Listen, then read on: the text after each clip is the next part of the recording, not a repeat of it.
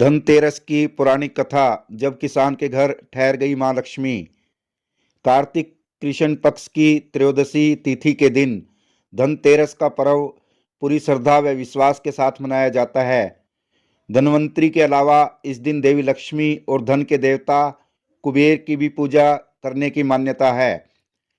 इस दिन को मनाने के पीछे धनवंतरी के जन्म लेने की कथा के अलावा इसके बारे में एक दूसरी कहानी भी प्रचलित है।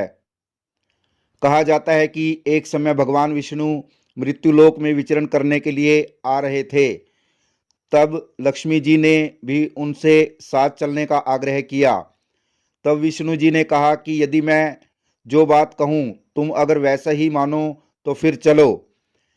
तब लक्ष्मी जी उनकी बात मान गई और भगवान विष्णु के साथ भूमंडल पर आ गई।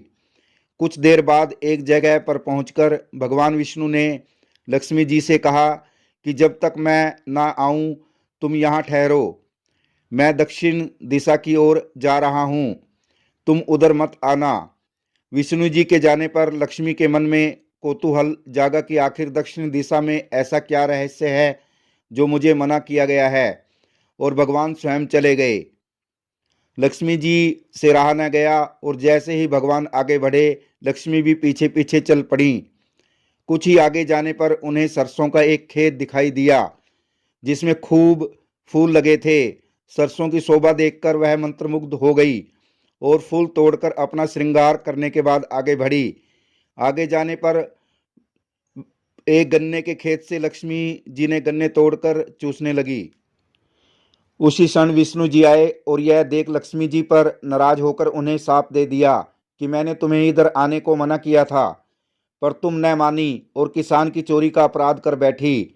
अब तुम इस अपराध के जुर्म में इस किसान की 12 वर्ष तक सेवा करो। ऐसा कहकर भगवान उन्हें छोड़कर क्षीर सागर चले गए। तब लक्ष्मी जी उस गरीब किसान के घर रहने लगीं। एक दिन लक्ष्मी जी ने उस किसान की पत्नी से कहा कि तुम स्नान कर पहले मेरी बनाई गई इस देवी लक्ष्मी का पूजन करो, फिर रसोई बनाना, तब तुम जो मांगोगी मिलेगा। किसान की पत्नी ने ऐसा ही किया। पूजा के प्रभाव और लक्ष्मी की कृपा से किसान का घर दूसरे ही दिन से अन्न धन रतन स्वर्ण आदि से भर गया। लक्ष्मी ने किसान को धन धान्य से पूर्ण कर दिया। किसान के 12 वर्ष बड़े आनंद से कट गए।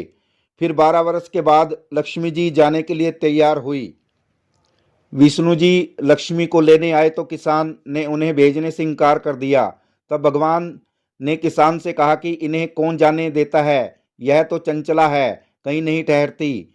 इनको बड़े बड़े नहीं रोक सके। इनको मेरा शाप था, इसलिए 12 वर्ष से तुम्हारी सेवा कर रही थी। तुम्हारी 12 वर्ष सेवा का समय पूरा हो चुका है। किसान हठपूर्वक बोला कि नहीं, अब मैं लक्ष्मी जी को नहीं जाने दूंगा। तब लक्ष्मी जी ने कहा कि हे किसान, तुम मुझे रोकना चाहते हो तो जो मैं कहूँ वैसा करो। कल तेरस है, तुम कल घर को लीप पोत कर स्वच्छ करना, रात्रि में घी का दीपक जलाकर रखना और सायंकाल मेरा पूजन करना, और एक तांबे के कलश में रुपये भरकर मेरे लिए रखना। मैं उस कलश में निवास करूंगी, किंतु पूजा के समय मैं तुम्हें दिखाई नहीं दूंगी। इस एक दिन की पूजा से वर्ष भर मैं तुम्हारे घर से नहीं जाऊंगी। यह कहकर वह दीपकों के प्रकाश के साथ 10 दिशाओं में फैल गई। अगले दिन किसान ने लक्ष्मी जी के कथानुसार पूजन किया। उसका घर धन धान्य से पूर्ण हो गया। इसी वजह से हर वर्ष तेरस के दिन लक्ष्मी जी की पूजा होने लगी।